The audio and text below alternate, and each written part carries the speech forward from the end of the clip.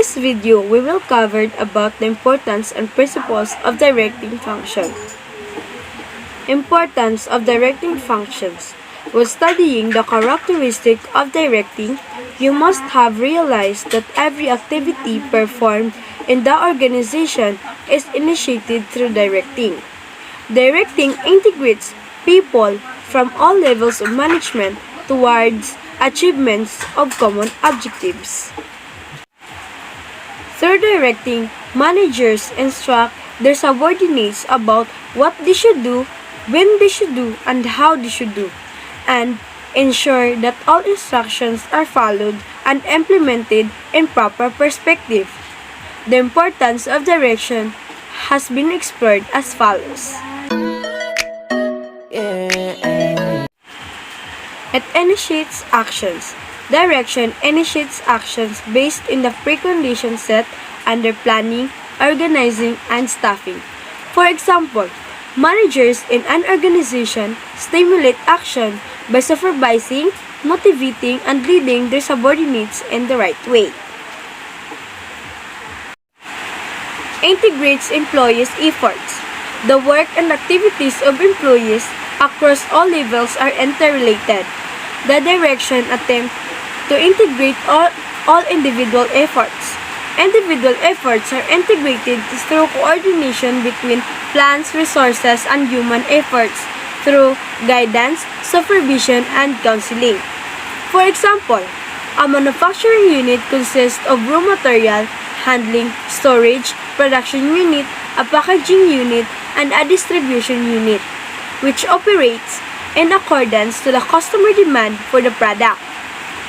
Direction will attempt to integrate the activities across all these units to keep up the customer demand and reap its benefits in the form of profits, customer loyalty, and reputation.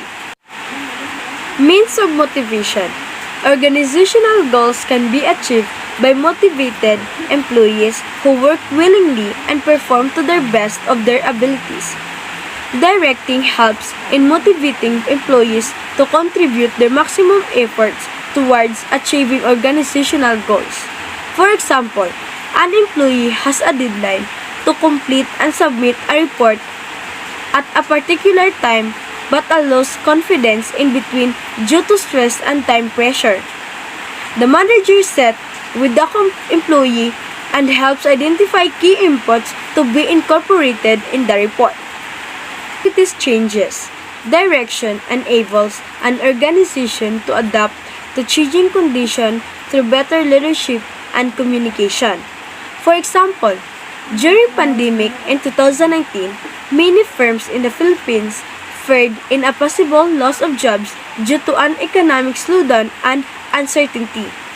Superior in many organizations openly communicated about the possibility of no increments in salary to avoid job losses. But most of the firms get affected most by economic crisis and close their business. Provide balance and stability. Direction involves communication and integration of all activities across all units of an organization to achieve organizational goals. There are, however, possibilities where individual goals of employee can often cause conflicts with organizational goals. These conflicts can be sorted under direction through relevant rewards and recognition provided to employees with exceptional abilities and skills.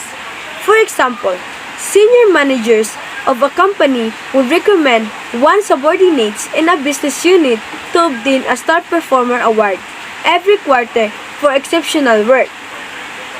The award aimed at ensuring that the subordinates in every business unit continue striving for individual goals, which also set the pretext for achieving organizational goals.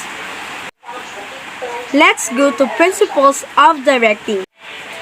First, principle of maximum individual contribution. One of the main principles of directing in the contribution of individuals. Management should adopt such directing policies that motivates the employees to contribute their maximum potential for the attainment of organizational goals. Second, principle of harmony of objectives. Sometimes, there is a conflict between the organizational objectives and individual objectives. Here, directing has an important role to play in establishing harmony and coordination between the objective of both parties. Third principle of unity of command. This principle states that a subordinate should receive instruction from only one superior at a time. If he receives instruction from more than one superior at the same time, it will create confusion, conflict, and disorder in the organization, and also he will not be able to prioritize his work. Fourth, principle of appropriateness of direction technique. Among the principles of directing, this one states that appropriate direction techniques should be used to supervise, lead, communicate, and motivate the employees based on their needs, capabilities, attitude, and other situational variables.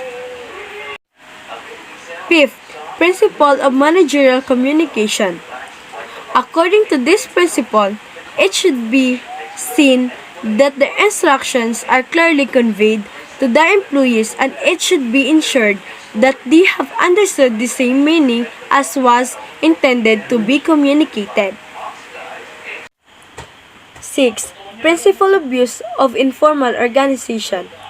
Within every formal organization, there exists an informal group or organization.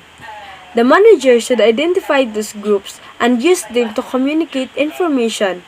There should be a free flow of information among the seniors and the subordinates, as an effective exchange of information are really important for the growth of an organization. 7. Principles of leadership. Managers should possess a good leadership quality to influence the subordinates and make them work according to their wish. It is one of the most important principles of directing. Last, principle of follow-through. As for this principle, managers are required to monitor the extent to which the policies, procedures, and instructions are followed by the subordinates. If there is any problem in implementation, then the suitable modification can be made. Now we covered the importance and principles of direction in this video. Happy learning everyone! God bless us all!